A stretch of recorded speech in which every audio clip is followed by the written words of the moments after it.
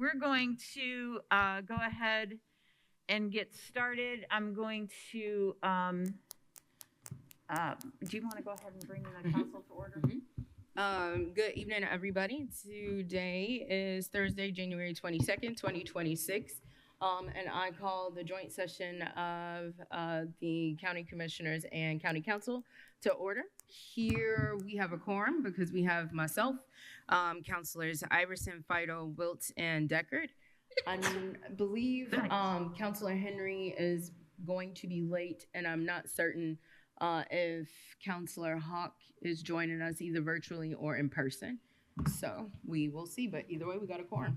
Thank you, Madam President. You're welcome. I'm going to call the Board of Commissioners to order, and I will note that we have Commissioner Jones joining us online, and Commissioner Madeira and myself here in the Nat U Hill room. Excuse me, I do see Marty Hawk online if TSD could promote her. Thank you. Got it. Thank you. Thank you so much. Excellent. We do have a hard stop at 8:30. And we want to just be respectful of everyone's time and get through everything that we can today. So I just have a couple of things to state at the outset. We have all read Mr. Falk's letter. So if you haven't, please do so. We all know that the state legislature has erected barriers and obstacles, and both Mr. Falk and the state legislature are creating issues related to timing, ironically not in the same direction. So I would ask today that, other than recognizing a sense of urgency, that I don't think it's a good use of our time to try to read the tea leaves about what the legislature is going to do, what potentially a federal judge may do. We will address those issues as needed later, but to speculate on them today and try to machinate around how it might all fall out, I don't think is a good use of our time. This is the meeting to determine where we are at following the council vote of October of 2025. We're trying to understand the council's position. The 5 questions posed on the agenda are from the November meeting with the council that the commissioners held.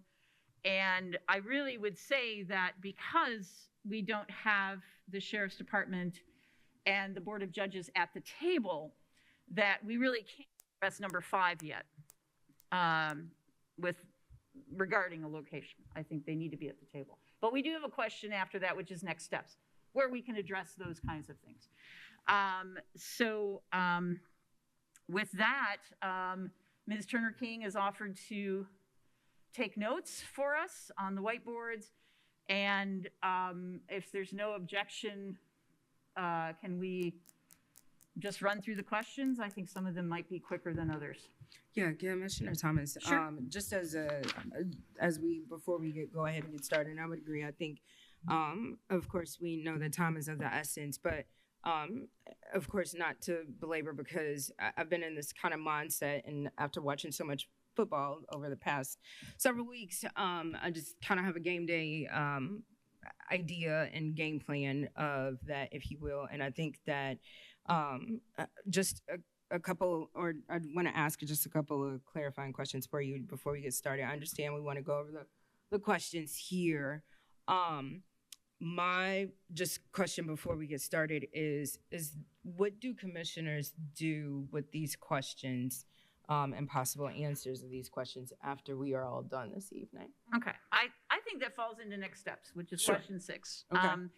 I don't think there's going to be a magic answer, but I do think that there will obviously have to be further discussion, and again, mostly those are held in executive session, but the legal parameters are not for mine to judge. But I do think we need to have a conversation with the Board of Judges and the Sheriff once we get through questions 1 through 5, because that will help us figure out our next steps too.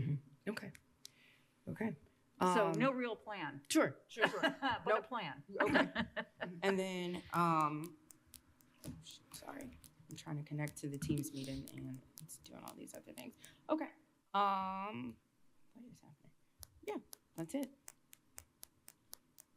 Okay, so our first question is, do you believe, as regarding constitutional care and safety standards, do you believe our current facility is meeting constitutional care requirements, providing the safest possible working environment for Monroe County Jail personnel?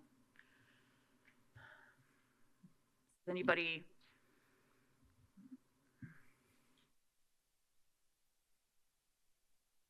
Well, I'll go ahead and start.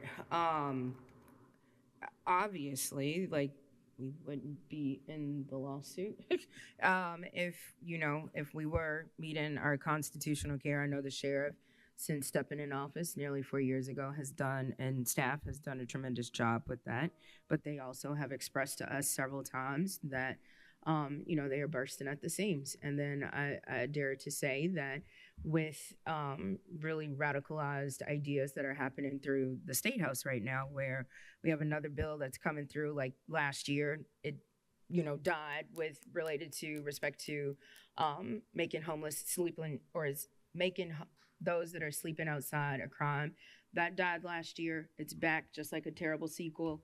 All of these things could potentially have a cause and effect to our current jail as it stands right now. And that's what I'll say to that. So you don't believe that it's meeting requirements I'm today? going with what the sheriff said, yeah. Okay. So, yeah. We can just go around if you'd like. Yeah, or other, we are all However you adults, want to do it. so Yeah, however whoever you want to wants do it. Raise their hand and step in. Yes. In the interest of speed, my answer is, do I believe this? No.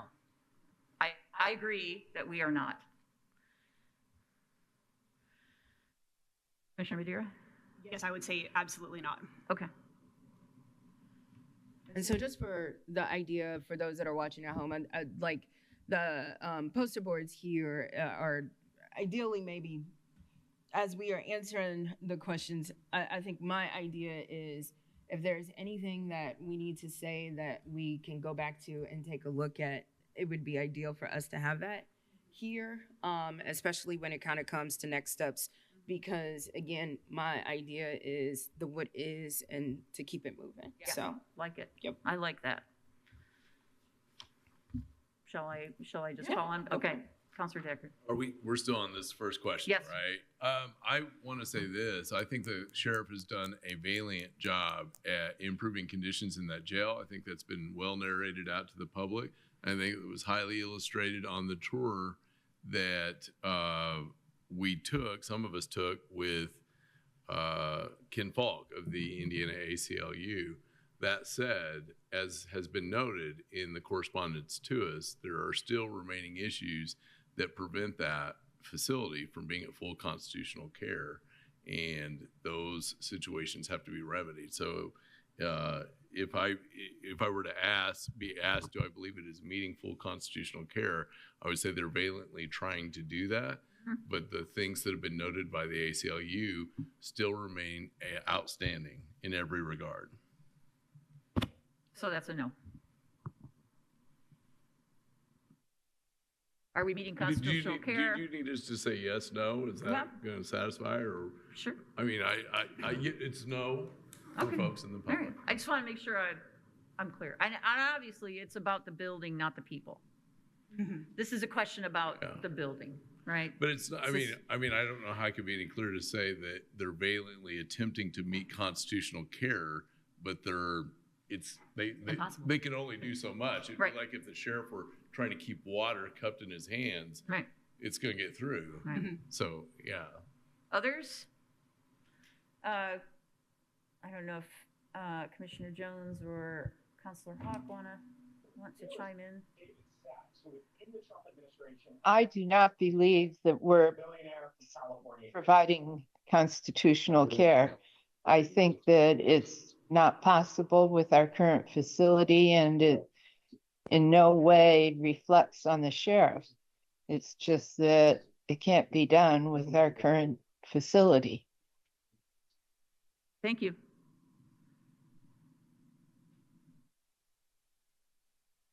Others want to chime in? Okay. So, Yeah. yeah, so I do not believe that it meets it as well, from based on what I've seen and what I know and what I understand about everything. So, no, Okay. ultimately it does not.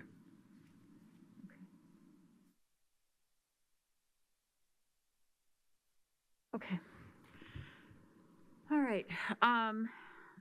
Question 2, are the accommodations in the jail consistent with our community's values regarding humane treatment and rehabilitation opportunities? What do you think? I think no. And again, it's a building issue, not a personnel issue. Councilor Henry? Except it's more than a building issue, it's a systems issue.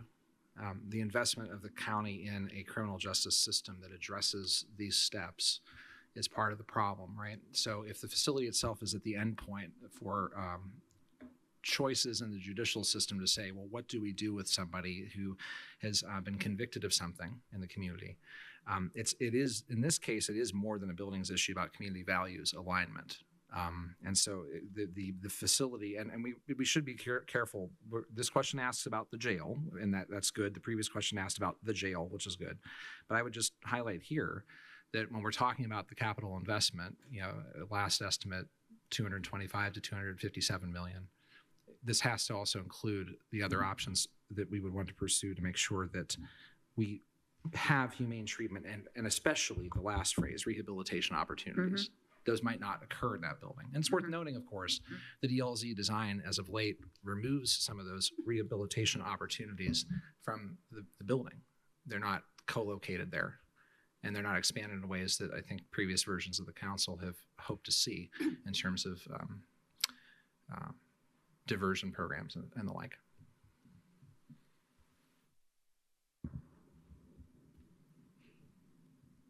Yeah, I think to that point, I think about our previous conversations that we had with respect to JFAC and some of the recommendations that we heard, where we wanted to, as we kind of thought about this project, like, the building of the jail and other mechanisms to really try to work to reduce recidivism. I understand, there's lots of things that we are doing, but also can we, as we think about this project, can we think outside the box of what else can we do to accommodate our community values? Again, I just will be brief. My answer is no, and I agree with my colleagues on the reasonings. I mean, and I do believe that that's an excellent point, and I think we do need to look at other avenues for rehabilitation, but at the same time, we have a pressing issue, and we have other issues, and money is going to be an object, sadly, but I do agree that we should be creative in problem solving outside the jail to address community needs, to prevent recidivism, or to prevent people from even entering in the first place. Yes, I'll just add that conversation grows more critical, not only with legislative measures like President Crossley mentioned earlier, but also with measures like the constitutional amendment that just passed out of committee on January 13th, 7-0, that may likely be on the ballot on November, which would deny bail to individuals deemed quote unquote dangerous without specifying what dangerous is. And so a lot of these measures come from the state. And so while our hands are sort of tied at the local level, it is really imperative that we do what we can at the local level to reduce recidivism and also get people out of these carceral facilities. Mm-hmm. others have anything they want to add? Counselor Hawk is online with her hand up. Okay. I'm just listening. Oh, okay. Yeah, there's some other folks with hand raised. This is a work session, so we don't typically take public comment at work sessions, and we've made notes about where and how to offer public comment, but we have a very short time frame and a lot to cover for those who are joining us online. Okay. And then that brings us to, if we're good with question 2. That brings us to question 3 about the feasibility of renovating the current facility. We have studies by RJS and RQAW, the letter from Mr. Falk. Do you agree that the current facility cannot be renovated to be made larger and or to meet the constitutional requirements?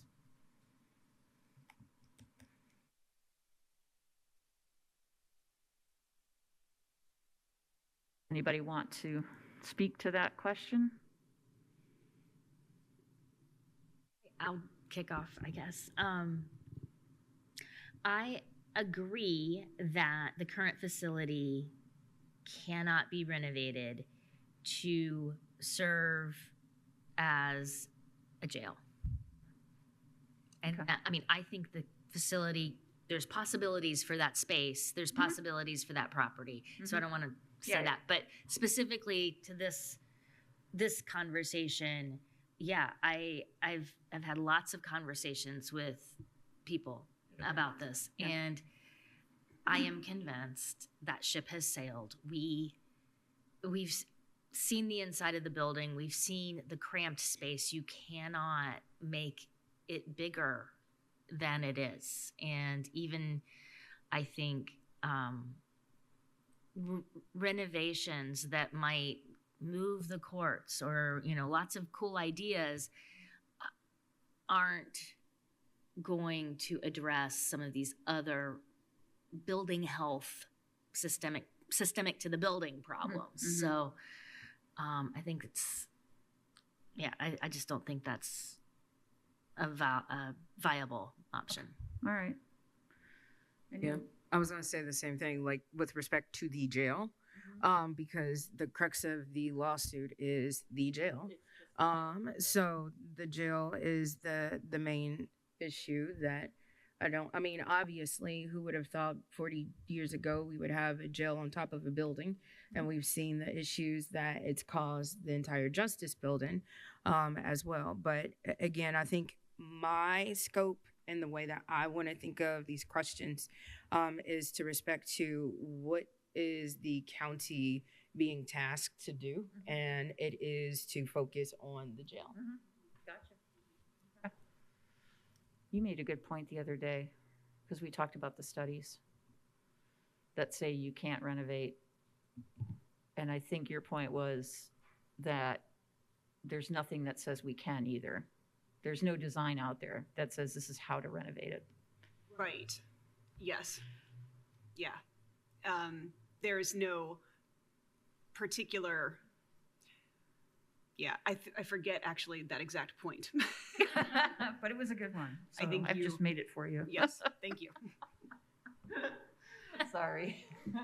I think basically too, there's no study that has looked at taking that building down to studs.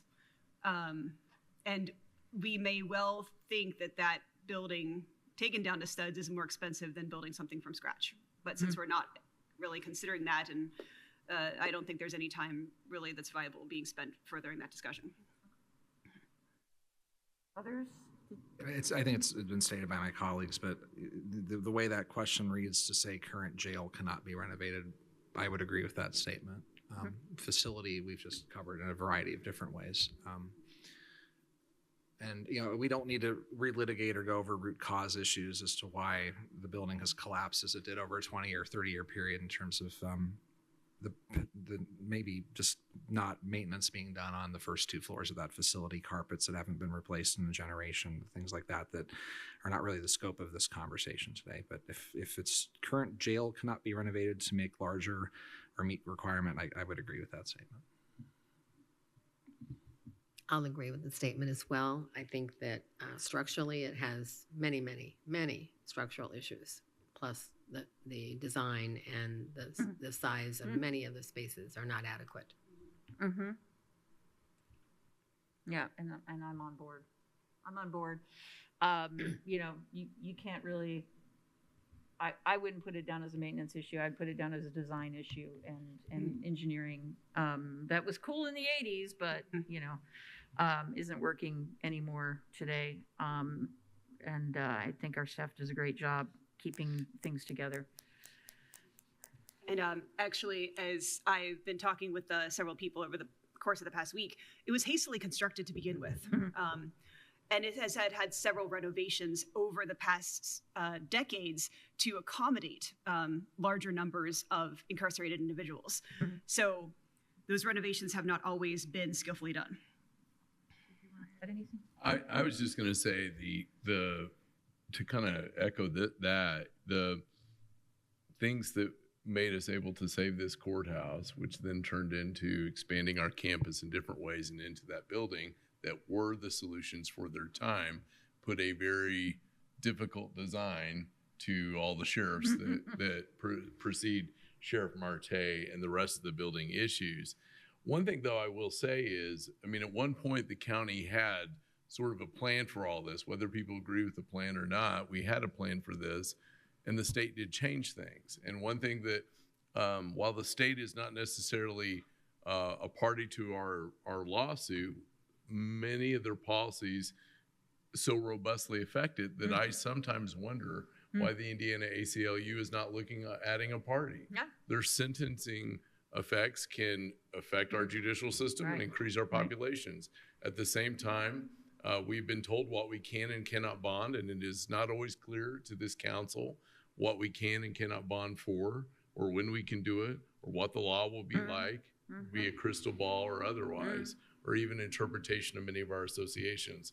So the burdens of many decades start hitting to different portions, but we know that even adding an elevator shaft to appease the sheriff's overwhelming one of many concerns is just not even physically feasibly possible because we've heard it in our own ears on the tour. The minute you do that, you lose space that they need for moving people around. We know that the medical bay, while valiant in its effort to do that, is still not, it's not enough. It's not enough space. And so I think that alone would make renovation difficult because of the structure, the footprint, and any direction you go.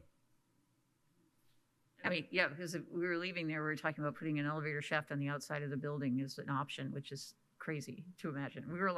We kind of laughed about it, but it was like, but that's the only place you could do it. Yeah, I mean, That was sort of, I mean, I brought it up and I was asking to force that point, to force that conversation, because, you know, you want to think outside the box, and people come to us with really crazy Innovative ideas that just might work, you know, and so it's important, I think, that we acknowledge these different, you know, crazy ideas and Appreciate them. and you know, who knows, if we could build a skywalk and a tunnel and all that, why not? All right. Anybody disagree? I don't see any hands. All right. So now we get to probably the meatiest question of all, which is question 4, which has multiple prongs. And I don't know if we should address these individually or maybe the first two together would make sense. And again, trying to keep the legislature out of it, trying to keep a federal judge out of it. You know, if you had your druthers, maybe a good way to think about this. Okay. Yep. Thank you, Madam President. So the premise of this question is a little vague, and I don't think that the council's will to support something is entirely up to us. And I want to go back all the way to an August long-term finance committee meeting where we have three options before us. And this was discussed in a public meeting, so those documents are available. If we need to email those out, we can. There were three options. We can go through the referendum process. We can wait for the legislature to pass new legislation, or we can use what we have now. That's the 25% of the lit that we've talked about ad nauseum. Right now, it is estimated the county could issue a $19,300,000 bond as of this meeting, which again was in August, so things could have changed. It is really hard to answer question number 4, given the fact that we still have those three options ahead of us as a fiscal body to consider. And whether or not co-location is in the cards is, I think, something that's going to require us to be further down the road on a timeline. And I'm looking forward to talking about that during next steps. Well, a question that didn't make it on here, and that's my mistake, is maybe we should deal with that first. And that is single floor jail or multi-floor. Remember, that was one of the questions, and it's not on here. But, you know, is anybody willing to look at a multi-floor jail? That's a yes? Yes? Okay. Anyone else? Or if, I mean, there are variables here. If it's a multi-floor facility, I mean, right now we have a jail stacked on top of a courthouse. If there's a courthouse stacked on top of a jail, I don't think the judges will be as retaliatory as we've understood. I mean, that's been a statement made. But a multi-floor jail, let's just. Okay, but jail. so that's what I Let's mean. start with There are variables here, Yeah. And I don't know if starting with design is the maybe where we're at, because I believe at this point budget drives the blueprint.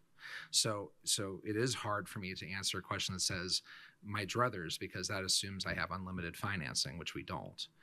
To pick up Councilor Iverson's point, in that long-term government finance meeting, we were told that financing that bond would be 0.41% of the 1.2% local income tax that we anticipate having, which is 34% of local income tax going first to pay down the debt service on the facility while we're trying to manage the rest of the county government. Now, for those of us watching up north what's going on, our colleagues in city governments are currently lobbying to reduce that to 0.7, which would be 58% of what we would have to play with, right? Yep. And so this is really important to think through, that it is a budget question. And it's if it is the difference between financing what is constitutionally required under the ACLU suit and to get us north of that issue after so long, versus trying to do all of it, I have to look at the numbers first, and we can't answer that till the end of the short session. Can't answer it. Yeah, I think to kind of go, I think for me, as I was looking at the questions, I can answer A, B, and C by saying I'm not willing to support something that's over $250 million. So that's pretty easy for me. Obviously, it's going to be crazy expensive to co-locate, and I think co-location also has driven up the cost. But then it kind of goes back to some of the things from questions, or 1 and 2 is, again, the crux of the lawsuit is the jail. So I can tell you, Jennifer Crossley, District 4 will not support $250 million on a project that's a lot. So that's kind of my answer. So back to, and I apologize for it not being on the sheet because it's something that was on our minds and we just didn't get it on paper. But back to the question of single floor versus multi-floor. All things being equal dollar-wise, that's what I'm saying. If you could build a single floor jail or a multi-floor, the problem is going to be location and everything else. But whether this council is willing to support a multi-floor jail, or if you really want a single floor jail, will drive a lot of that question 5 discussion. So I guess that's why I'm back on multi-floor versus single. Do we recognize that it's a security risk and additional funds and operationally? Well, to kind of maybe, as we are doing this joint meeting together, like you all as commissioners, would you, like, you're asking us this, like, what would you support with this? We had discussed, we are only willing to, well, we much prefer a single floor jail because we understand what the sheriff has taught us. We understand what we've learned from DLZ regarding engineering and security and safety. And so we are in the single floor camp for those reasons. Yep. So it's single floor, but also co-located classification. Maybe we'll put it that way.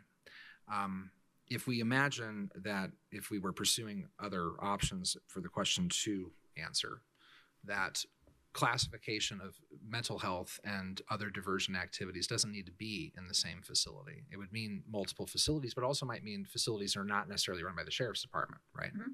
So if those options are brought back into consider, that footprint, and I kind of hear, I think where this is going, which is, well, if we all agree on a single floor plan, this means acreage, right? So where's that acreage for just the jail on the square footage that we think is required to meet the ACLU requirement, right? Then I'm asking questions about classification. And of course, between diversion and, some of us here have been champions of work release for good reason, that also reduces population and bed count, that the single floor jail space changes in shape a little bit if we have other options available to us to classify people away from the gen pop. And I think it's something to think about. So my follow-up question to that is, and I understand the interest in creatively thinking through this process. The first thing is that we tend to use probation instead of work release, so we're not even having to pay for meals and bedding and security, but using probation means they're home with their families, which is better, always a better option if it's possible. But I will say that I appreciate that there could be this option, right, of mental health and substance use disorder and all these treatment options. But if we are struggling to pay for a jail, I'm not sure where all that falls. And if it's a jail and that, I don't know that it will meet the constitutional requirements, because if we had, and I guess I'm just thinking out loud here, if we had a robust mental health substance use disorder facility, would people like Mr. Falk and the ACLU, ICLU look at that and say, oh, you don't need as many beds? And I don't know the answer to that. And again, it's down to money, which we don't really want to talk about, but we're going to talk about. But it is down to money. And if we can't build a jail, how do we do all these other great things, which are great? May I just, I don't want to hog the ball here, using our sports metaphors that we use around here lately. We're all in them. A few thoughts here. One is the tolerance for the budget, from feedback I have received in the community, is the cost of building a jail at a $257 million price point with the current design, right? If there are those in the community who have said, if that's the price point, why not carve out some segments of that dollar amount for some of the things we're talking about, that it might actually be palatable to the community if they saw some of these other options brought in. So I don't know if that's been thoroughly explored, because I think in some ways, and I will say this, I wasn't here when you all voted to move forward with North Park a year. I was on my way here, that the price point changed dramatically from October into February of 25. So I don't know. I mean, so if I wouldn't fixate on even the bond amount, it's what we're using the bond for that I think some of the folks in the community have raised on that. I will say on the work release question, I appreciate the work of probation. I also don't have the privilege to assume the either or, that people are better home with their families. And that's a lived experience case in my family. Where I've had family members incarcerated, step-family, that I prefer not be with my dad at home, and work release was a better solution for them in those circumstances. So I can't imagine how many people in our community maybe have a similar circumstance where someone might be able to go to work and get back on their feet, but probably shouldn't be back in the home that has caused the problems of their incarceration to begin with. So I would think that exploring that topic a little more, and I know time is of the essence, but if it is bed count and recreational space, which seems to be the primary mover for the ACLU, I don't want to speak for Mr. Falk, but my impression from our conversation was that was the limitation of his concern, and that classification away from the main facility would also be okay. I believe Marion County does that in their solution, as he mentioned to us, that we have a county in Indiana that has other facilities for classification. It's just, I don't know how much of that was explored once it went behind doors with DLZ. Yeah, that's it. Yeah, and again, the budget didn't change because it was based on a tax rate, and that 100 million that came off initially out of as part of the discussion of using the lit was just a set amount that we thought potentially the lit may raise toward the project in the short term. But it's been 225. I know I've seen 300, I've seen 500, I've seen all kinds of numbers out there. The 225 number's been around for a while, but I don't want to. I guess the only thing that I would say to that is I recall, like, again, if we're going to say that, then I swear, and some of the things that I've seen, and y'all that have been here, I swear I saw like lower numbers such as like 180. And I know I'm not pulling that from underneath my seat, but I swear, like, so I have seen a lower number.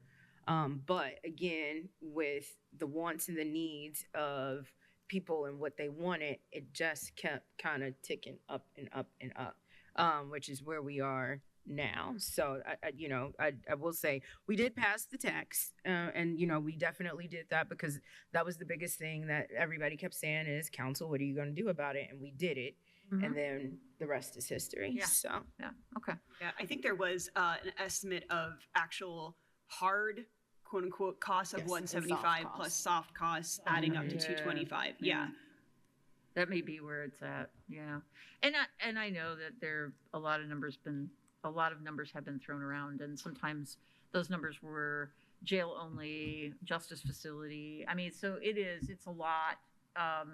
And we did bring it down, once all of the wishes of the various departments were incorporated and the cost went way up. We worked with those departments to bring it down back to the 225.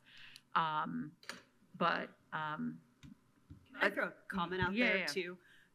So one of the things, going back to the compatible with community values, and this may ultimately be a question for legal, all of the programs eligible for diversion, I think it's very important for the public to know that in order to be eligible probably for the settlement, and again, a question for legal, the court is going to have to sentence people there, which means people can't leave those programs.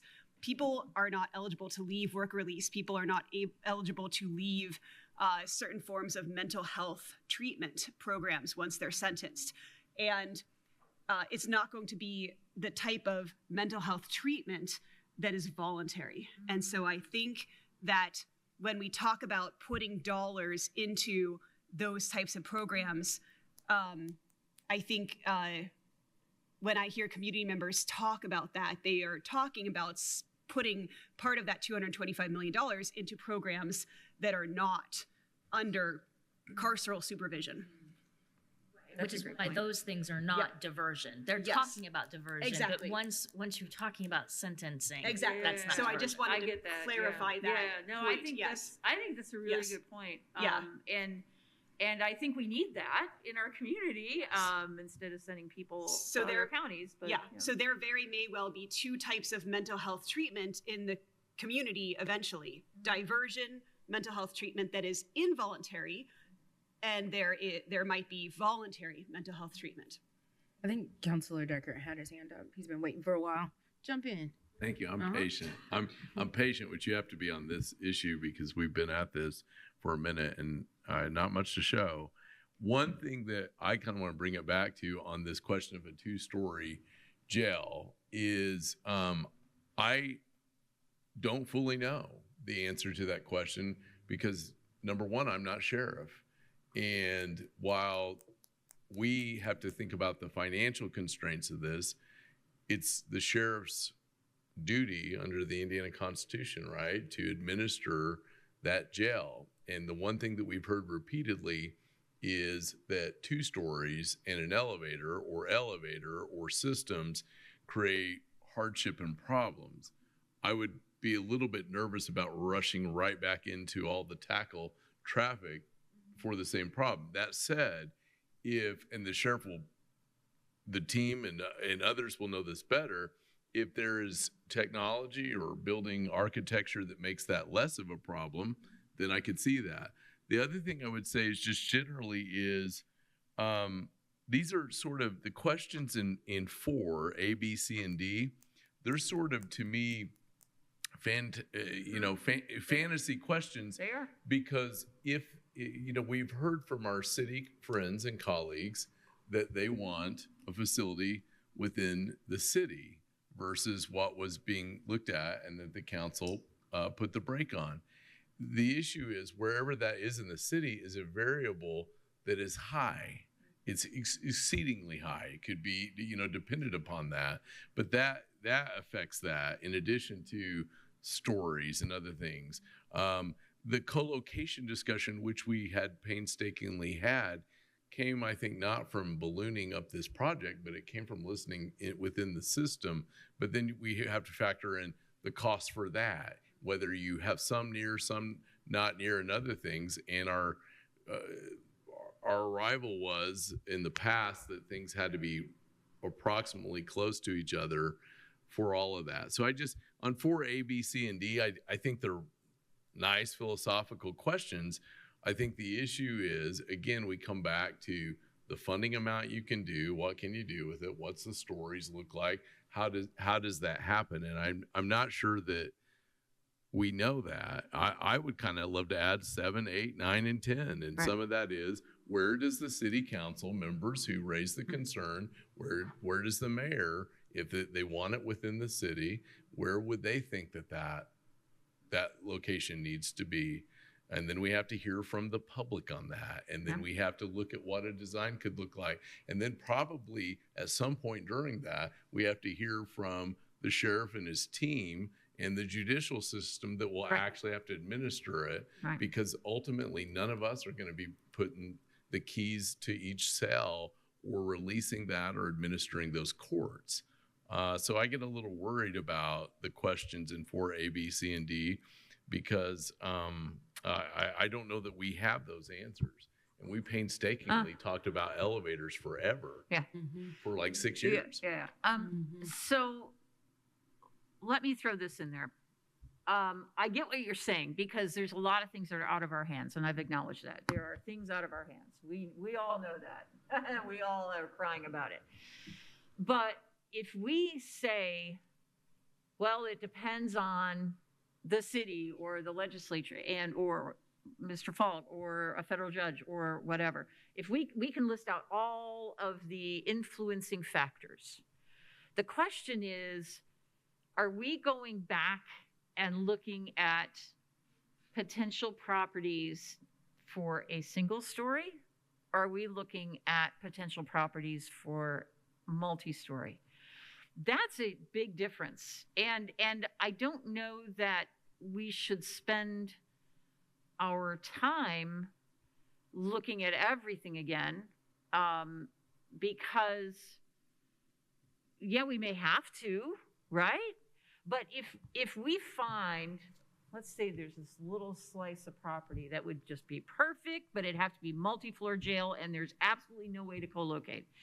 If you get a small piece of property and you want it to be in the city, so it's in the city and it meets that requirement and the city council says, yeah, we'll make sure that it's all good to go. We are potentially then making a decision to close off the possibility of ever co-locating. And then the next question is, what do we do about the other offices? Because we assume that if we're going to have a separate jail, it will be a jail and 1 or 2 courts, maybe a small court, maybe a regular court, to keep those security issues limited.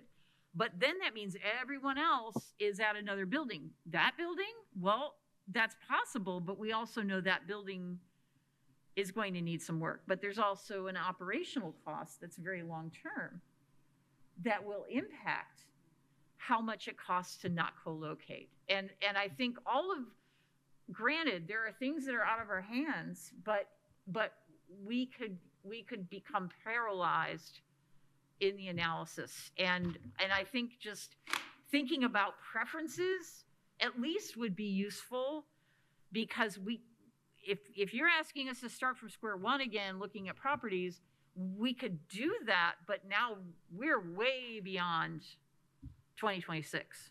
And I don't know if that's the goal or if that's because it gets us closer to 28.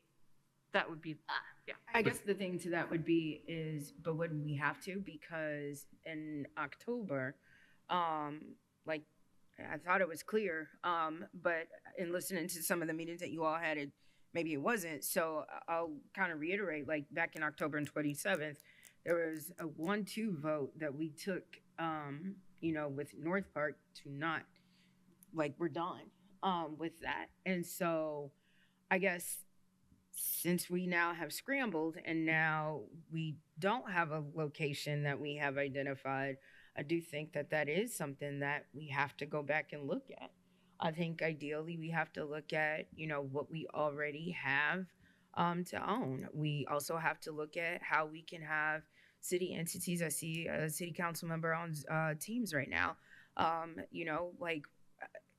We can walk and chew gum at the same time as we are thinking of next steps. But ideally, I think we do have to go back and look at property. And I know Councilor Henry had his hand up too. But the question about what kind of property means single floor, co-locate, not co-locate, that's what I'm asking. Yeah, of course. But I think ideally, it's almost like you're saying everything. Yeah, when you're buying a house and when you're building a house, you just need to plot of land. And then you have the idea of trying, you meet with your builder and you're going over, ideally, next steps. Do we want, all the fixings with the house? Can we have the attached garage or not?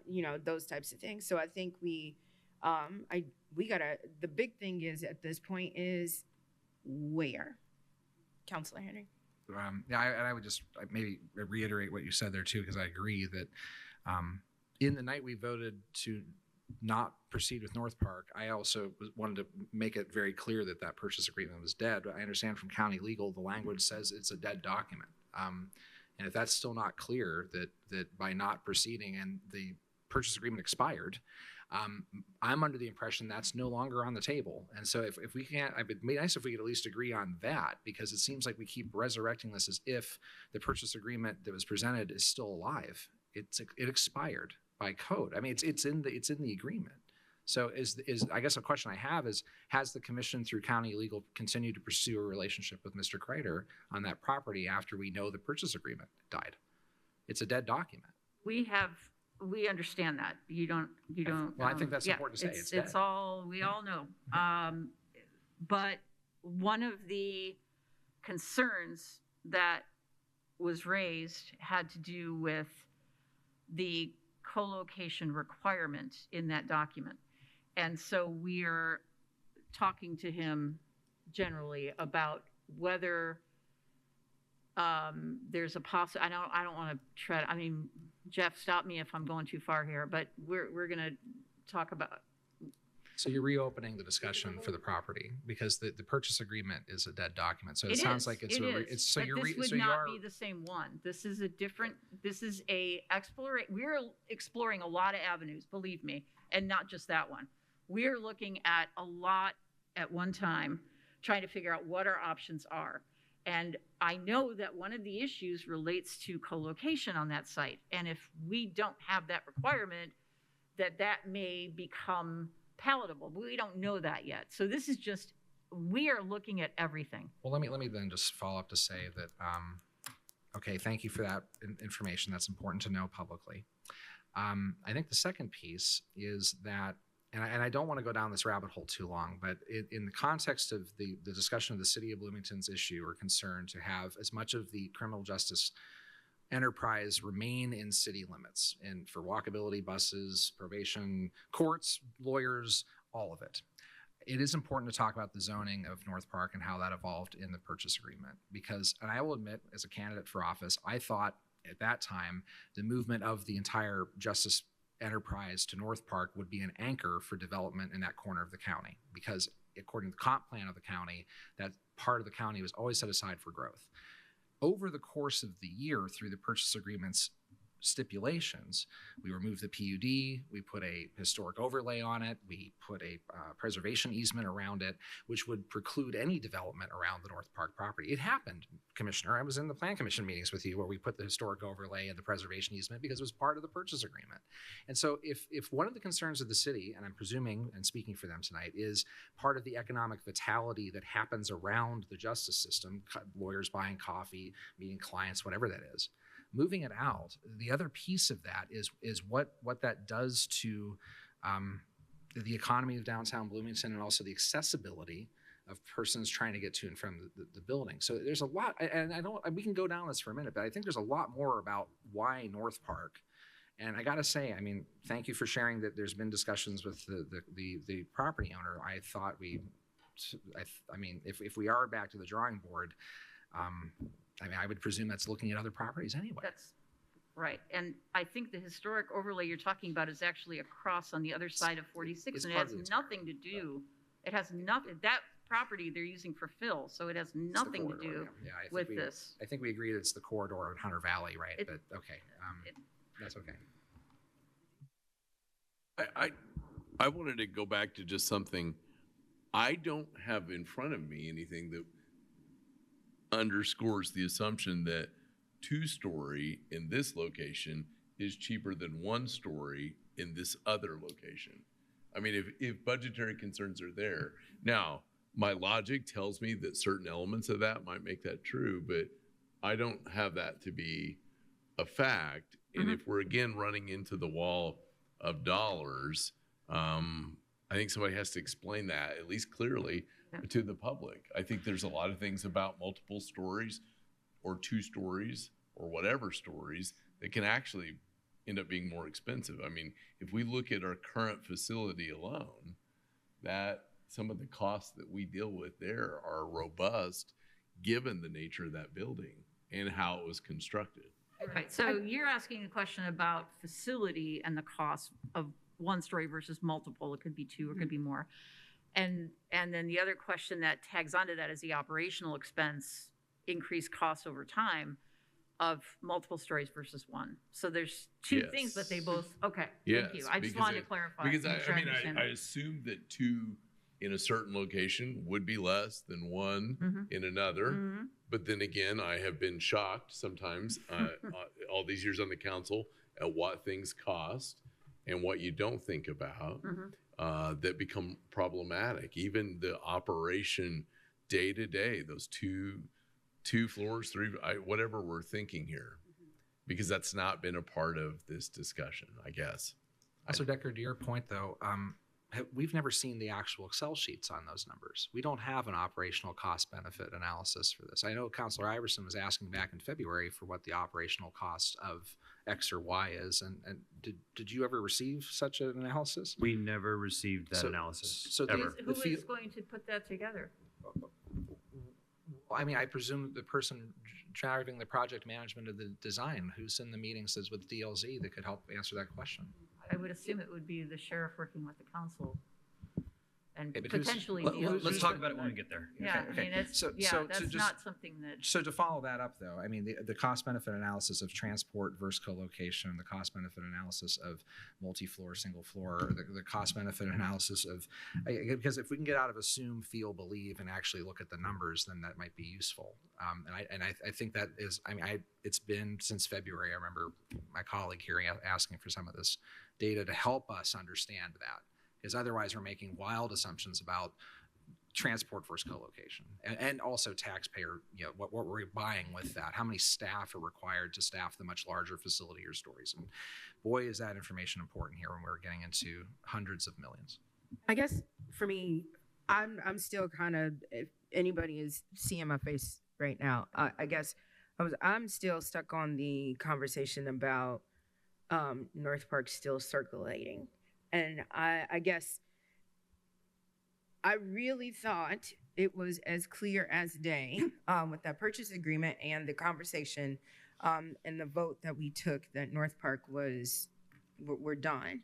And so I guess to hear today, in this meeting, that it sounds like that's still something that is, I guess I'm glad to hear it now, but I'm kind of surprised that this is a thing that is still happening, which I guess to that point is, then why can't we look at, if you're looking at North Park still and kind of working out some things there, then what is the problem with having other properties be looked We are at? looking at a number of things right Yeah. now. And one of the other things we're talking about just today, I mean, so all of this is all very preliminary. This is not like, oh, we're going to do a design, anything. This is just, what else can we do?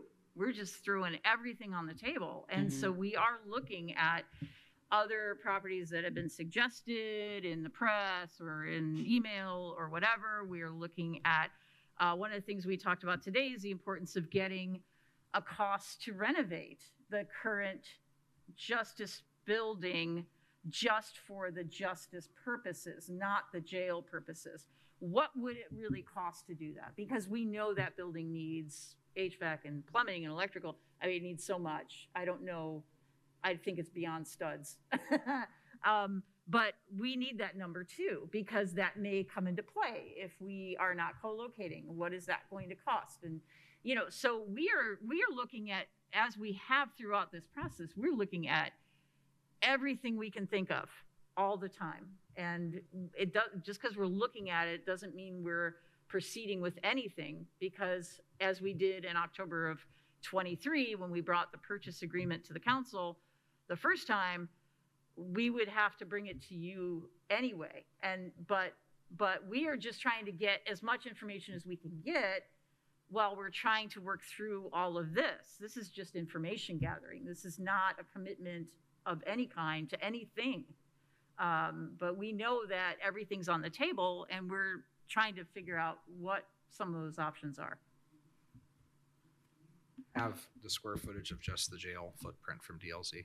And that number has to be somewhere that's, I can't find it. I'm looking for it. The current? No. The single floor proposed jail The wing design. of the DLC. Jeff? What? Okay. Because Jeff, we've got it in our office. We might as well put a number to it. If the idea is, if it's just the jail and we have a general idea of the square footage, then that dictates the acreage right there. I mean, if that's the question. And I think what I heard Commissioner Thomas saying before was, treating this as a new agreement with Kreider. I mean, an option. It's an option. We need all the options we can get right now. I just feel like everything we can find out, everything we can learn, everything we can investigate, we need to investigate. I don't think there's any harm in doing that. I agree. But and this is to your point, really, but we have to do that in a very timely fashion. Yeah. Because I know at some point we're going to get to item 6. And, when we met with Ken Falk, it was very clear that part of what we have to do is look at the next few months and meet some goals and then lay out future goals. And there needs, he gave us some pretty specific, I mean, others might not say they're specific, but it seemed to me to be, clear what we needed to do. Do we know everything in order to get there? No, we don't. But I agree that we can look at all of our options. My suggestion would be that we have, and tell me if this is not possible, but have an executive session where we Yeah. can openly discuss property. Right. Yes. Right.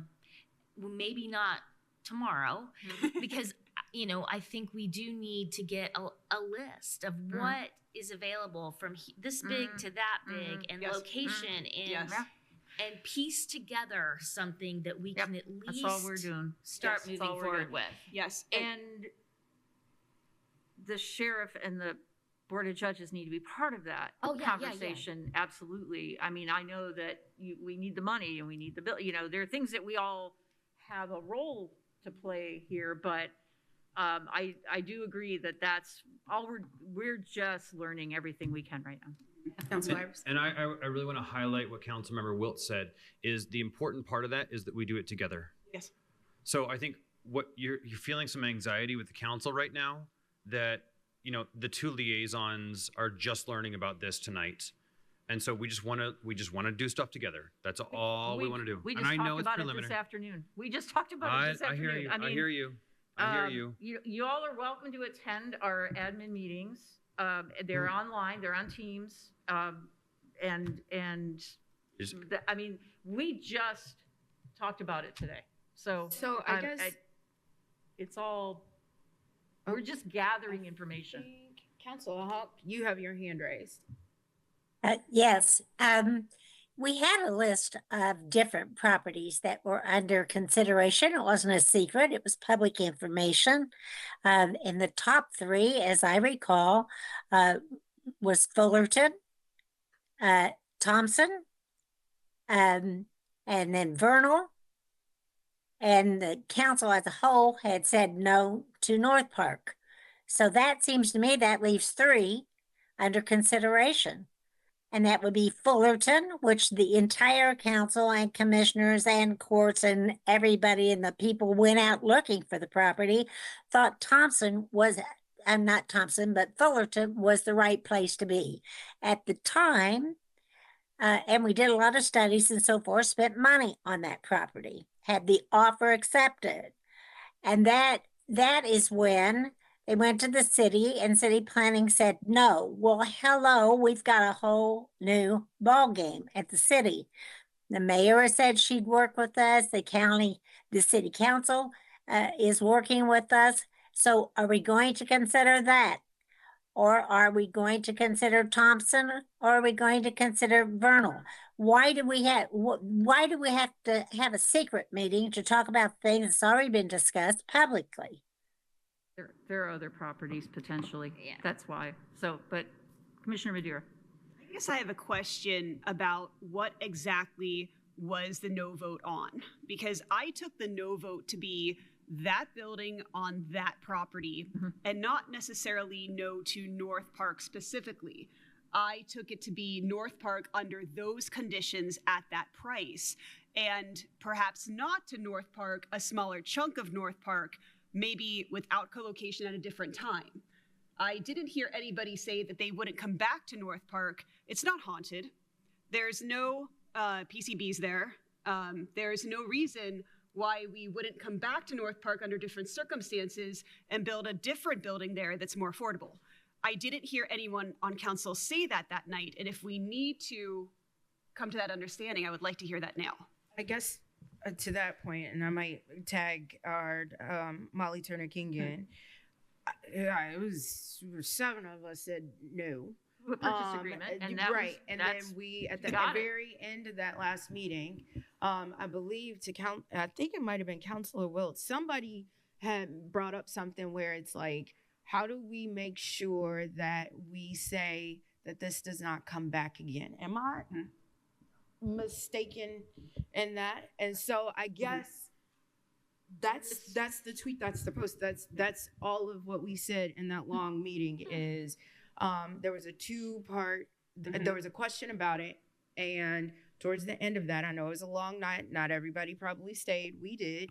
I know, we didn't get back to folks in time to, express that, but that's neither here nor there. But the truth of the matter is we took it, we said no to the purchase agreement, and then there was a second vote that solidified that we made it so that North Mhm. Park did not come back. So I hope that answers your question. Is that it's a no. So that's the North That's- Park property itself. That's what we did. Okay. I was Express. probably the most vociferous against it. Okay. I was not here when the council agreed to it. I'm gonna get Ms. Turner And, King in to. The meeting minutes would reflect my view on that, but Yeah. it was, for all the manifold reasons we've talked about, I'm against that purchase. There's a chair down here if you want it, Molly. yeah. Yeah, I wasn't clear whether it was a smaller chunk of North Park, whether it was North Park It was- itself, that kind of thing. It was no yeah. to a purchase agreement. Yeah, yeah, or if it's just no to that purchase agreement at that time. That's where I was confused. Sorry. It's been a while since I've actually thought about that October meeting, but in recollection, I think what Council President Crossley is referring to is there was a failed motion on the appropriation, and a failed motion on the appropriation is not the same as a motion to deny the appropriation. So I did ask the council to go back to deny the Sure. appropriation. That was the appropriation for that Sure. purchase. Sure. And it was the purchase agreement that was on the table that had been sitting for a year, and was an issue. Go ahead, and I've got something to add. Well, and I think counselors came to their conclusion based on what I recall. They came to their conclusion from a variety of different perspectives. And I attempted to, if you'll recall, I attempted to table it to preserve every option. And that failed so miserably that I believe I was the only yay vote for preserving the option.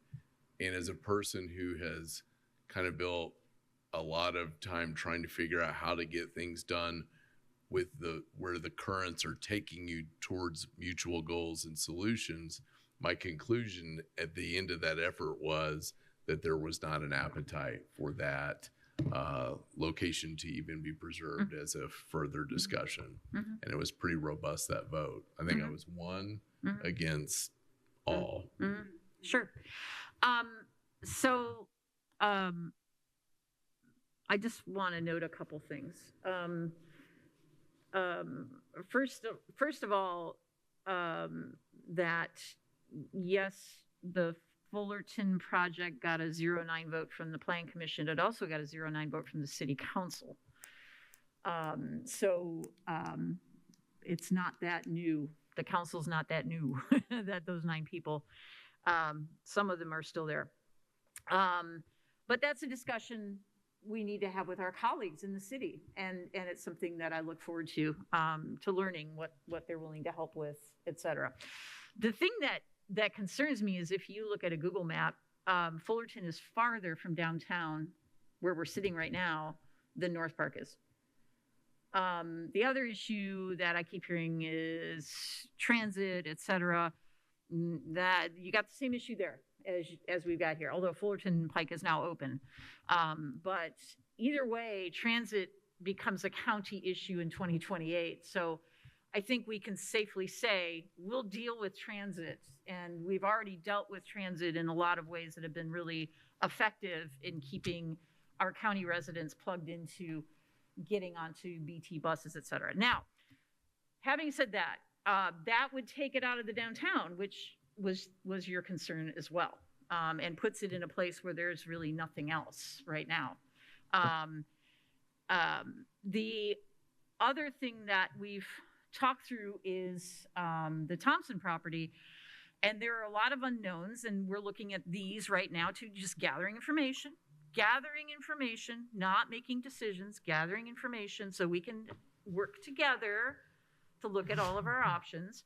But one of the things we talked about today we're going to have to get some questions answered from DLZ about some of the things we talked through today. But there is a place to put a jail only at Thompson, but it's not where DLZ had identified as the space to put the Justice Center with the jail. In other words, co-located.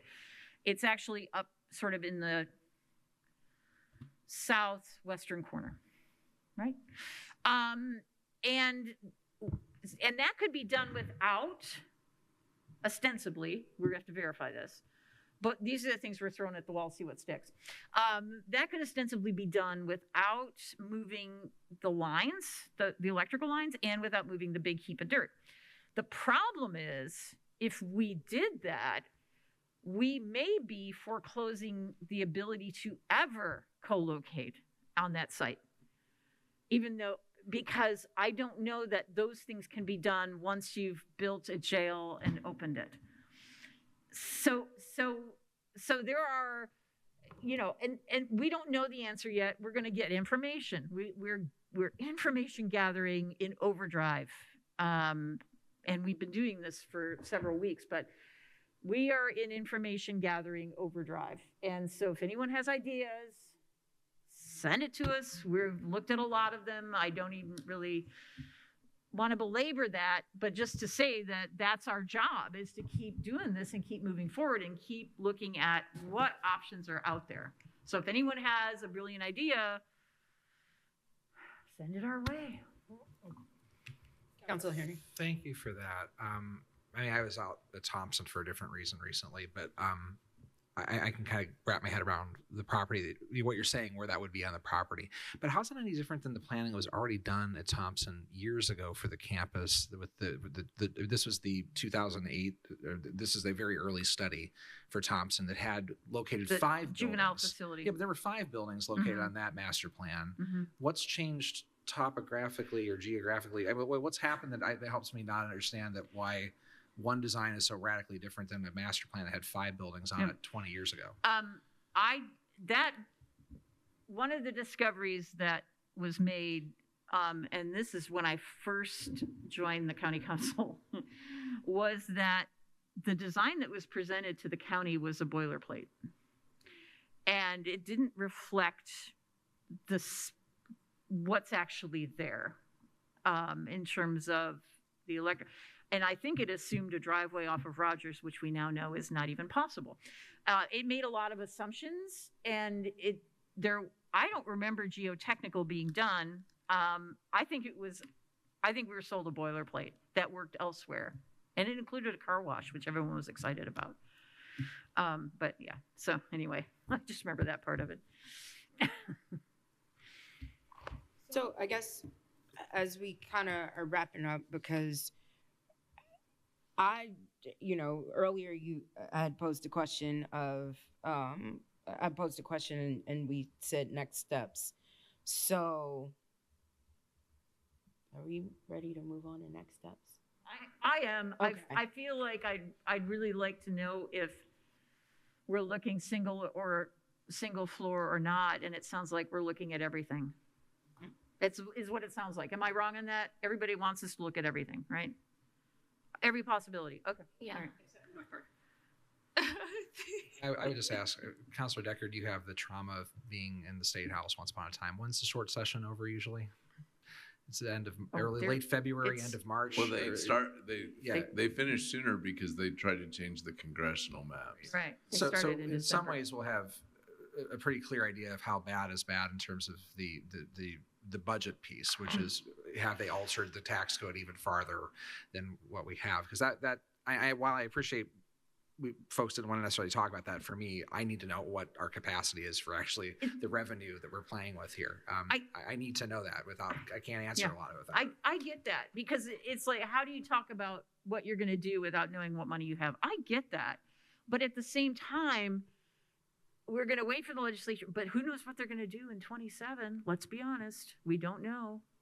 We don't know if something like that carve out for the city versus the county lit is going to happen in 27 instead of, because that was what I heard the other day from our lobbyists, that that's a possibility. We don't know. So at what point do we need to, and I know we can't even build anything right now based on what the legislature's given us. We can't. You can't build anything for $19 million. It's sad to say that, but you can't. But I think to move forward with some concepts and some ideas and to have some forward momentum is vital. And I understand that we don't have answers, but I could tell you, I won't believe the answers until we actually do something. And that will be an ever-changing landscape. And I don't think it's a waste of our time to continue to try to move forward, because if we say we're going to wait for the legislature, we're going to wait for a federal judge, we're going to wait, we are never going to do anything. And if that's the decision, then someone else is going to decide for us. That's not the decision. I mean, so because I appreciate that analysis. It just doesn't match how project management works, right? You have a minimum viable product of what is required under the ACLU agreement and what your budget allows. And there's not infinite resource. In fact, we should be a little more conservative in our thinking about how much revenue is coming into the county over the next 5 to 10 years anyway. I mean, even on the best day, we know that there's revenue loss coming. We know on the best day that we are committing at least a third of the 1.2 to financing. And that does not account for any of the other expenses in the county that we may face in 20 years. And that's where my heartburn is with this, is the idea that we will be committing 5 terms worth of people that will be sitting here 20 years from now to a much encumbered budget, because we have to, the decision we're making is going to be a 20-year decision. We all know that, but we have to think through this, and the idea that these, I think, Councilwoman Crossley said, like, is this champagne taste on a Modelo budget? So what is the minimum viable solution to getting to the ACLU piece? Yeah, pick your poison.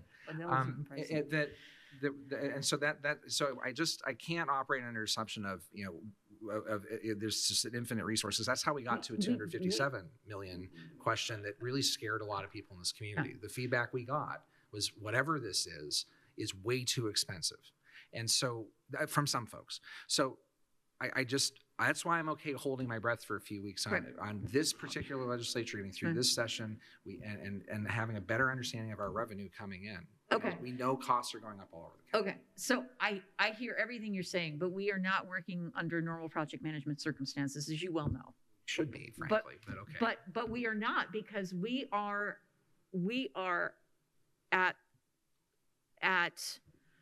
being held hostage by the legislature and potentially a federal judge. We know that. So they could do something in 27 that throws everything into distress too. I don't know. We can't. That's why we didn't want to really read tea leaves today, because we don't know what's going to happen. But if you all want to just not do anything, that's an option. I don't think that's the right thing to do. And I know our office, our board will continue to look at options just to have them, because why not get information, right? We're gathering information. But I don't think anybody is saying here that we don't need to do anything. Like, okay. I think thank you for that. I definitely am not saying that, because I think we all really know, like, we are under a deadline. We're in overtime right now, and the clock is slowly ticking. So I don't think that we are saying we're just going to, diddle and daddle and wait until, we see what people north of 69 do. I think you can, like, there's still movement. There's still other little things that we could be doing that we need to be focused on, such as, like, looking at property. I'm gonna keep driving that until I don't know what else. But that's property. And to Councilor Hawk's point, I do think that we got to look at what we already potentially have, and then bring in other people to look at that. So to that point, I say, I don't think anybody here is saying we're just going to sit here and wait. I don't even think Councilor Henry is saying that we just want to sit here and wait until we see what the state legislators are doing. I think a big part of that is a fiscal responsibility. Absolutely. But again, it's keeping the ball. I've said this to some council colleagues, I think for this year, I have a mindset of not the what ifs and the what is. And the what is trying to keep this train moving. And that's while we are waiting for that, that's also something that we can do. We need to gather info. Okay. Yeah. And I appreciate Councilor Henry's point. Thank you for that. I just wanted to add too, while we are thinking, of the next 20 years, we're building for the next 50. And we cannot commit the same mistakes that we did with the current justice building. And so that adds another devil in the details. So I think if we are, let's say we are able to build a jail somehow, some way, I think we have to be really cognizant and thoughtful about whether or not we're going to do so in a place that will prevent us from ever co-locating ever. Because that's a possibility. And I think we need to be aware of it when we are talking about properties and developments, because I don't think fiscally we can do both at the same time. I would rather see something not phased, because we know phasing, the North Park project being phased would have cost about $25 million more than the exact same design in one fell swoop, because a little bit of that is design, because it would have to be redesigned. But most of it is in the delayed construction costs, which we're already gonna feel. We can't get ahead of that. That's just life. But I would say that I think we have to be really aware of, when we talk about location, about what we are forcing our future bodies into versus what is expeditious, what is the most the best cost savings, the best, and think about what those priorities are and how to make all of that work. And that's the decision we're going to have to make. But I would like to have that discussion with the Board of Judges and the sheriff. He's in the room. But it's something that we need their input on this, both of them, especially as we try to move forward with something. And I don't know what that's going to be. I don't know how we're going to do this, but I've seen great things out of this county government, and I firmly believe everybody wants what's best for the community, for those who are housed, for those who work in the jail, for all of our justice-related staff members and everyone in the community who utilizes them. We all want the same thing, right? I think we all do. And so let's create a miracle. That's what it's going to be. I don't know. So next step would be a meeting with the sheriff and the Board of Judges. Sheriff Marte, do you want to add anything, or? Well, would you like to come up? We've got time for you because it is almost 8 o'clock and we've got 30 minutes. So we might as well have your input. Thank you for being here. I've been listening to everyone's concerned about finances, and I get that, and location, and I understand that as well. I'm still trying to, in my mind, settle to the point, are we going to make this 90-day deadline or we're not? So you have a very hard decision to make, but here we are. And I truly understand what Ken Falk is coming from right now, because he's been very lenient and patient with us over and over and over and over again. And one of the things that I'm repeating myself again is, I do not know what the future is bringing to us. And I could tell you that if the federal judge gets involved, then we're done. So I hear all the good ideas. I hear the concern, that people are bringing up. For us, and the frustration I think you're hearing in my voice is that we've been talking about this over and over and over and over again. And since I took over, I've been saying the same thing. I haven't changed what I've been saying. I have not. So it's kind of hard for us to sit back there and hear this, because day in, day out, it is us in that building. And we know what we're capable of doing, what we're not capable of doing. And if something happens, I know exactly what I need to do by statute.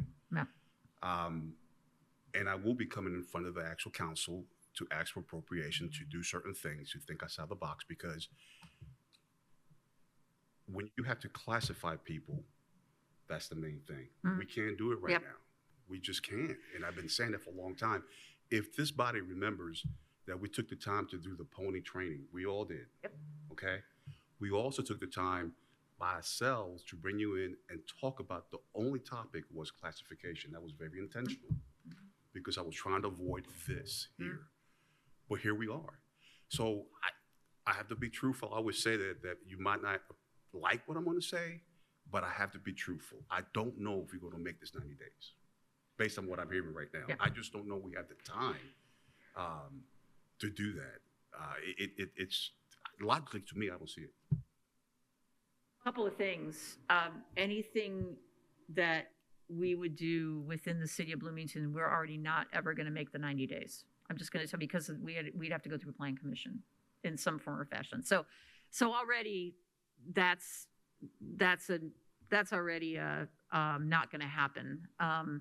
But how do we know that for sure? Well, we'd have to go through plan commission, and to go through plan commission, you have to have your documents in order and enough of a design to present to them. So we would have to be at the point where we had something to present to a plan commission to ask for a rezone or a variance or whatever it might be that we need. And some properties are going to be more difficult than others. It depends on how they're zoned, it depends where they're at, et cetera. So no matter, and that's going to be a few months process, even if we put the pedal to the metal and had a property identified today, I think. Might be forward momentum though. It would be.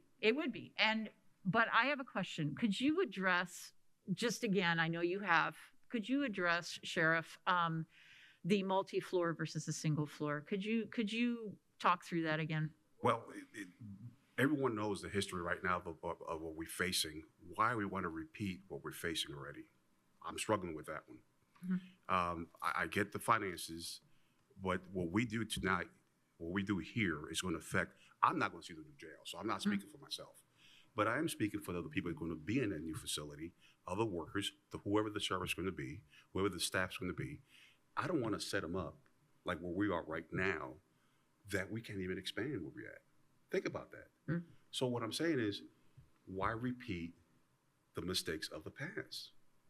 If we don't have room to expand, I get all the logic about, okay, treatment for mental health people. I want all that. But the time of the frame right now is that jail. We are not in the place by statute where we should be, and here we are. So to be very honest with the group, I hope we get to the 90 days and we get there. I just don't see it. Based on what I'm hearing right now, I don't see it. I don't. And that's me being truthful and honest. Well, and I also think to that point, though, and I'm just going to be positive little Patty here. And I think, as I said earlier, I think we can walk and chew gum at the same time. And I think we can. But I also think the biggest thing, and I think Councilor Iverson said it together or earlier, is the we. It's the we factor, and it's all of us working together. I'm a little disappointed in hearing, things are still happening and still moving. And I understand you just found out today. And then we get the invite of going to an administrative meeting. I will say for myself personally, working an 8 to 5, I cannot make those meetings. But I also would love the fact that we can do this together if we communicate together. That is the biggest thing for me. And I think we have not been in a room together to be able to do that. I know we've been, invited and didn't get a chance, and neither here nor there. And I've watched the commentary of sheer disappointment. And I get it. But at the same time, I guess I'm just trying to say that I think we can do it. I think we also need to be working together. As council president, as, commissioner president, as liaisons to the commissioner office, I wish we can move from a place where we're in a meeting and we find out something, boom, and we just found out so you find out. I just want us to get to a place where we can do these things together. And I think that's how you can move forward. And I think that's how we can get to the timeline that we also, need to move. I think the biggest thing, and I heard, we said, well, the council 09 voted that down. There's still 4 existing council members, and 5 is majority, and they're brand new, and they've been on there since 2024. Again, there's moving pieces to that. We have a brand new mayor. I've talked to the mayor, and I think, we always say, and we look at the idea of how we have done the convention center expansion. That was hard work and dedication, and the State House, potentially waving at us and telling us that we were going to sunset things, but we got it done together. Maybe not everybody in city and county government agreed with doing that together, but we got it done together. And I guess I have strong faith and conviction that if we continue to talk with our city colleagues, if we continue to talk to the mayor, and communicate that with us, that we can really try to, I guess, to move the needle and to move forward, and really try to get out of like frustration and disappointment, because I could see it and feel it watching the Cats recordings. But at the same time, we got to move past that, and we got to be the bigger and better people that folks elected us to do. And let's just make sure that we get this done. Yeah. I absolutely agree that we have to work together, but when we're information gathering, we don't want to hit pause and wait for 4 weeks for a meeting or 2 weeks for a meeting. So I think the option would be to reinstitute communications meetings that we used to have. And so I would recommend that as an option. But gathering information is not decision making. It is just being able to give that information to the council, to council members, to the public as needed, to get this process moving, right? That's all we're doing, is learning everything we can about everything we can as quickly as we can. But to take something to the city council through the plan commission is more than 3 months. And the fact that if we have something and we are on the agenda, that may be sufficient as progress. I don't know, but you can't, there are parts of the process you can't hurry. And we would have to have a proposal, and we had one done for Fullerton. And that took, I think, a month to pull together for their packet. And then, but it was almost a year from start to finish. And then if the answer is no after a year, oh my God, right? Because you don't want to keep looking while you've got, you kind of have to put all your eggs in one basket at that point. And so that's a big decision to go before them, because you have to know what it is you're going to build and how it's going to look and where it's going to be and all of that. So anyway, I agree on communication. I don't think it can happen at our meetings, because it's a wait to have those discussions. And we're just information gathering. We're not making any decisions right now. So I just want to assure you of that. But I think I would feel badly if we weren't gathering information or looking at options. And if anyone, again, has suggestions, send them our way. Councilor Iverson. All right, I want to get some things on the whiteboard, if that's okay with everybody. Yep. Thank you. I think we've been asked to come up with a plan that shows clear movement, so you could label this Operation Clear Movement. Sounds like X-Lax. You went there. I Well, that's in the public record for all time. I almost jumped on it, Jody. Thank you for. I don't know what would be clear about that. Oh my gosh! All right. Muddy the waters. Number one. We've been talking about a lot of moving pieces. I think it would behoove us to come up together with a timeline. What are the things that we need to work on in January, February, March? What are the things we need to work on in 6 months, 7 months? That sort of thing. That way we have clear timelines. The public knows. Number two, it would be nice to do a joint resolution. Maybe it's a separate resolution stating our commitment to build. And term, it's vague, but I think it delineates a very clear intention across Monroe County government. And then included in this plan would be things that we're already tracking to show that we're cognizant. Number one, the population on every day, the pop sheets, right? We are watching that as well. Council get those reports, commissioners get those reports. We understand the problems with classification. So that's the third thing. The fourth thing is a summary of incidents involving violence or what's happening in the jail, or maybe it's something a lot around those sorts of things. Again, this is all brainstorming. We can shoot this down later. Number 5, the number of correctional staff that the council has on the rolls. Number 6, and this gets directly to what the ACLU is asking for, is what does recreation look like? Recreation? And then it's programming too. I don't think we should. I don't know that it's yeah, I think it's programming because we have one room right now. That's fine. Yeah. Yep. So let's make that delineation.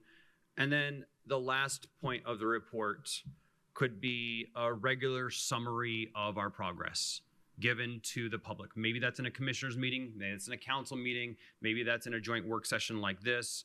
But the last point would be, yeah, perfect.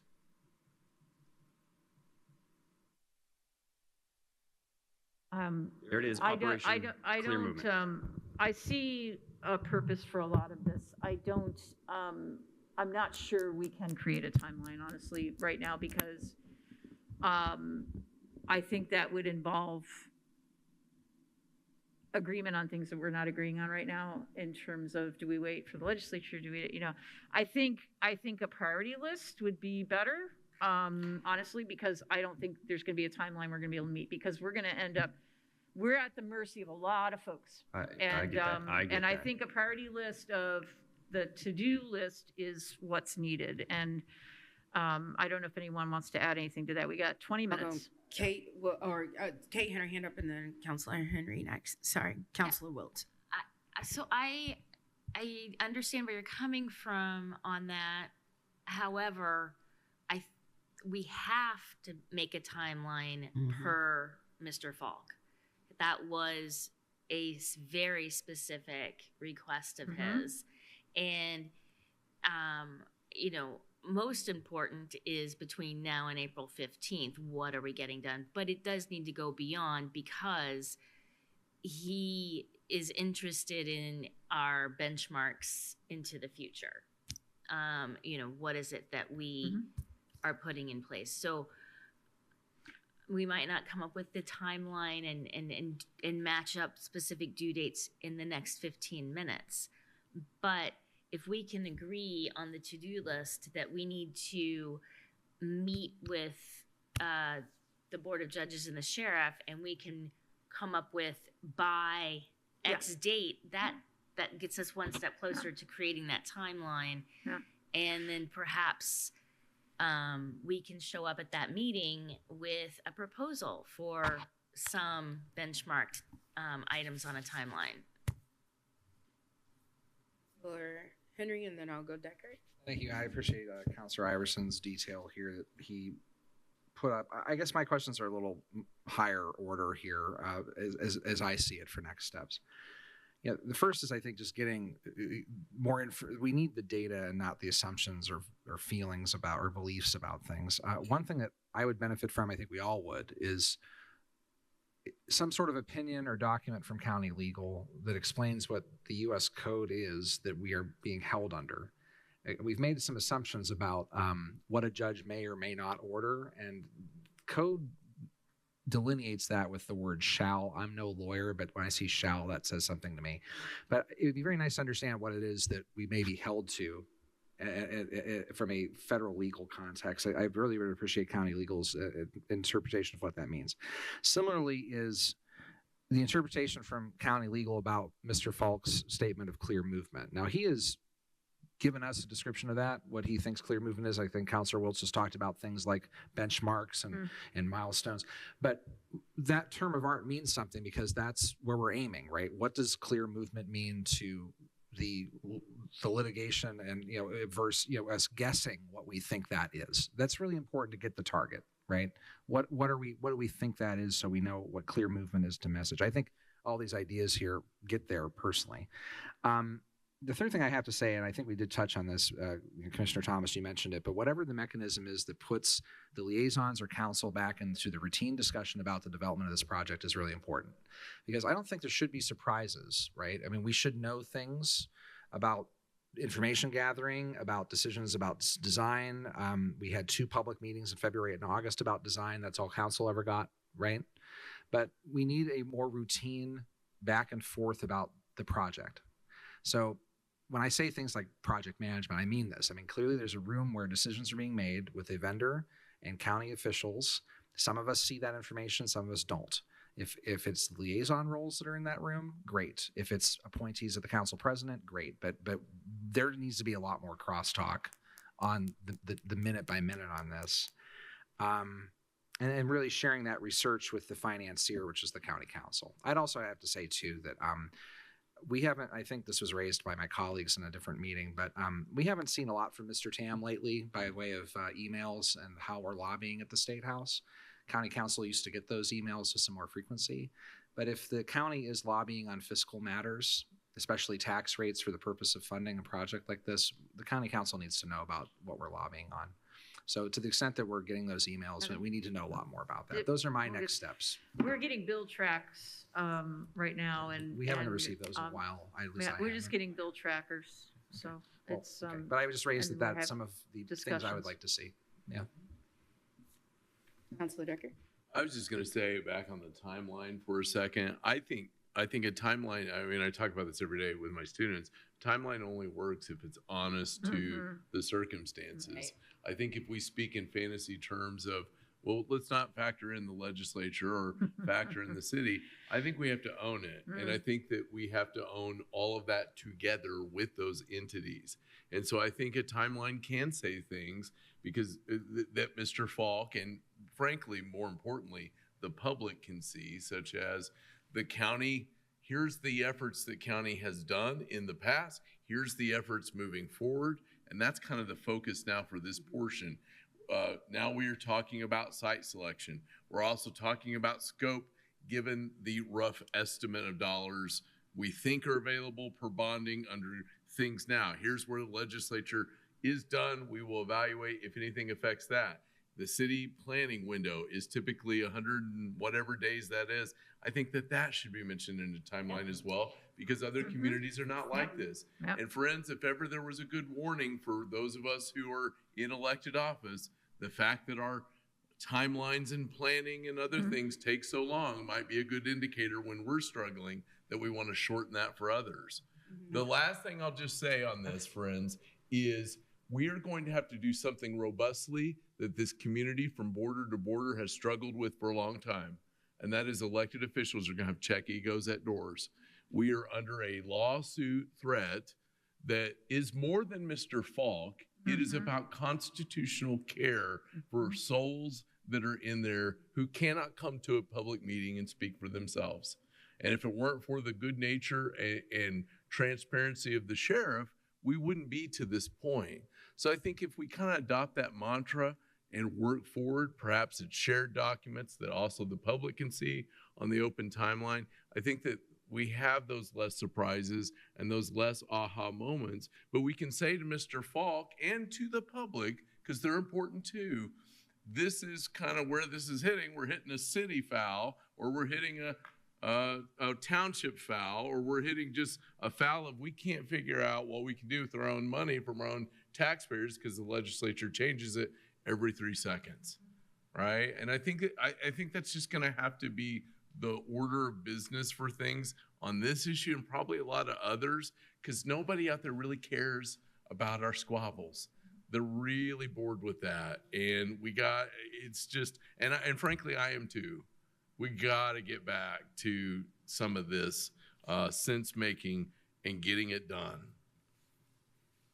got a quick note to Councillor Henry's excellent point about, taking the guesswork out of this. There's nothing like research on how to not fail a timeline than asking someone who failed a timeline. And we have counties out there who failed the timeline. Allen County failed the timeline. They're under a private settlement agreement imposed by a judge. And so we can go to Allen County perhaps. So I have a question for county legal is, can someone reach out and ask how things came undone? What steps did they take that, perhaps we can learn from their example? And so what would they advise? What was helpful to them, not helpful to them, et cetera? And that might be as simple as a quick phone call. So that might pay dividends. I do think that we need to make a priority timeline. And I think that as we are thinking about that, I guess my thing is, why shoot something down? Like, let's just try it. At the end of the day, I want to make sure that everything that we, with time being of the essence, like really focusing and looking at what is our priorities and how we can meet those moments where, we're at literally basically at the end of January when you think about it. And so we're like less than 3 months out. But things can be done. And again, I'd like to see the priority timeline and having a check-in of what that priority time looks like. If we're looking at location, where are we at with that? What are we doing with that? That type of thing. Where are we at with meeting with this person and that person?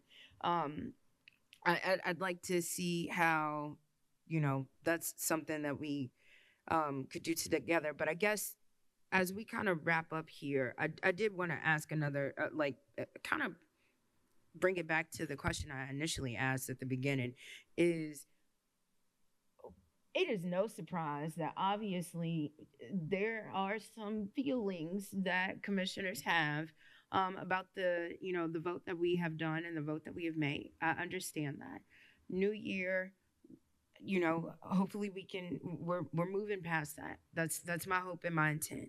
But my question as we do think about next steps, because my question ties into all of this when we think about the next steps, is how can the commissioners work with council and put memories of the past and move forward? How can you all work, the three of you all work with us and all 7 of us so that we can meet this deadline? What does that look like for you all? Okay, so first I'm going to say I don't have feelings involved in any of this because this is all just business. And the goal is to try to move forward expeditiously as possible with a facility that meets the basic requirements of constitutional care as quickly as we can. So I don't take any vote personally. And that's why we've put together the questions, because we wanted to learn where you all were at. We didn't put the questions together to grill anybody. We put the questions together because we felt like, well, what the heck's going on? What are you all thinking? So I'm glad we had this conversation today. So again, thank you all for being here. But so there's no feelings involved.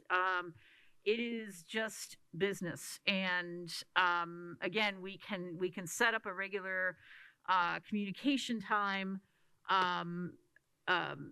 where that we used to have, and we could set that up if you wish.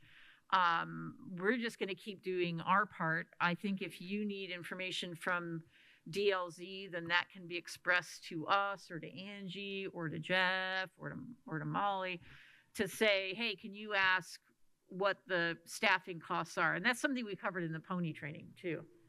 So if there are questions that have come up about design or anything like that, design elements, I will say, because we don't have a design now, that's great. Ask. Anybody wants information, ask. But what I'm looking at this as is recovering as quickly as possible to try to keep the authority in Monroe County for making the decision about our justice center and whether that be just a jail or not. Because if we What I think is ironic is I have a philosophy that patience is always a virtue, but patience is great because patience means you have more options. This is the confounding opposite. The more time we've waited, the fewer options we have. And a lot of that is not self-imposed, granted. It just happens. And that worries me because any further delay means potentially fewer options. And that nobody wants to be in that position. And I would defer to Commissioner Madeira to add what she needs to add. And we've got 5 minutes.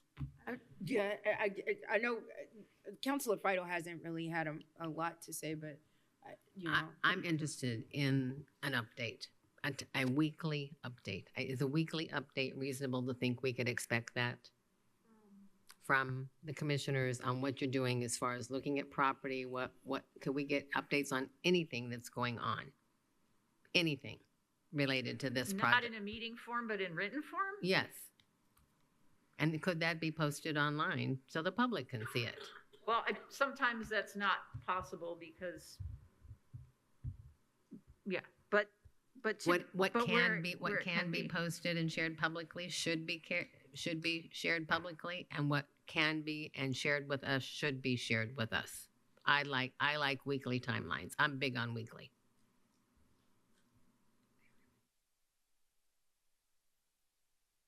I would like to add a couple of, like, some of these can happen this week, and I'm just wondering, could we assign or agree upon who might?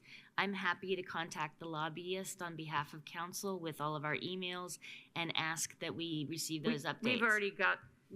I already asked Angie through eye contact if she would be willing to send off to Tam a reminder. Thank you.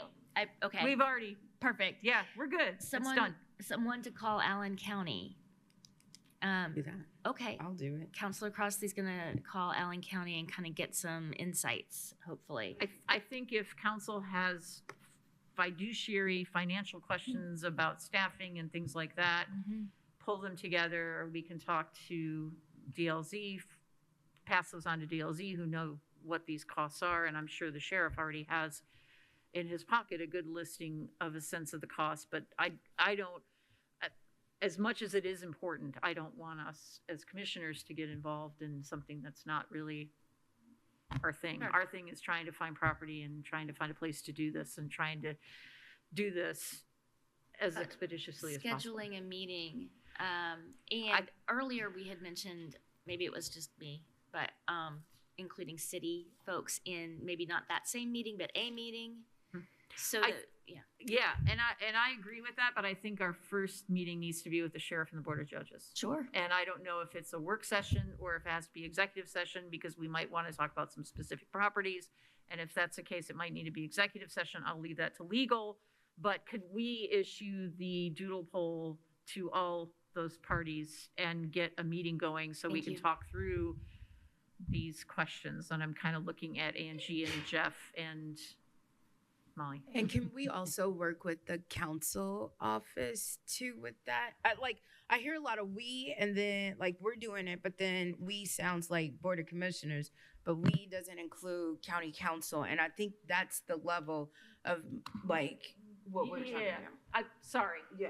To be clear, I'm asking that we do a doodle poll to bring all of us back together again. Sure. And the question to legal was, does it have to, can it be executive? Can it not be executive? Can it be a work session? How do we do it? And I don't more know dates that answer. to doodle poll. Well, I just put one out. Let's get I get it. Get it out. And that helps. But I know like for timelines and things. With and I the know goal to have it next week.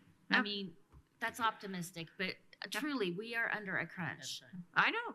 I know you know. I'm with you. I'm with you. Just to follow up on Commissioner Thomas's comments, I think now we're at a stage where it's a blank slate, and we need guidance on what forward movement constitutes. And we need to move forward in an atmosphere of transparency, in an atmosphere of collegiality, and in an atmosphere of community. And that means commissioners plus council, because we cannot meet the deadline by ourselves, and you guys cannot meet the deadline by yourselves. It's going to take all of us together working together openly. Chairman Deere, I appreciate your comment because And- I may be picking up on some vibes at the table. If we don't have time for it, I'll bring it into our meeting on Tuesday. That some of the rhetoric at the end here is the same challenge we faced for years about who does what and where the we is. I cannot imagine us continuing business the way we have at this point if I hear things like, well, civil staff, county administrator, county legal handle X and Y, and we don't have the council's visibility on this. We're the financier of the project. We're the buyer. You're the buyer. We're the financier, right? And to Councilor Feidel's point, a weekly update is aggressive, but maybe at this point, the level of information we need to understand that if there are things being discussed, we really need the TikTok. So we're not surprised when we have public votes and it seems like things came out of nowhere. They're not coming out of nowhere. There's a lot of ambiguity in the months and quarters that have added up in this project since I've sat here. So this is a business process change, and I do like the and. I mean, it's council and commission. And we need a lot more of that so we don't run right into this in 90 days, in my view. This is one of those cases where the statutory commissioner responsibility, we can't meet the deadline if we stick to that. Yeah, and the council can't either, and that's why we have to be in this together, and we have been trying to, and we just have to find new ways of doing it better. I just know sometimes it doesn't feel like it, but again, as we move forward to the 90-day mark, that's I'm not trying to do the what ifs anymore, and I hope everybody else isn't either, but like really trying to move to the what is, because the what ifs is what got us to where we are now. All right, so we'll try to get that joint meeting together as soon as possible. Leave it to, and I think Ms. Shell is actually So putting up can a we doodle poll. decide? Somebody is. Can we decide what day of the week we're going to get a weekly report? I need to figure out what it is. We'll figure out a way to do it. Okay. There are too many questions in my mind regarding legalities. Okay. So, thank you. yep.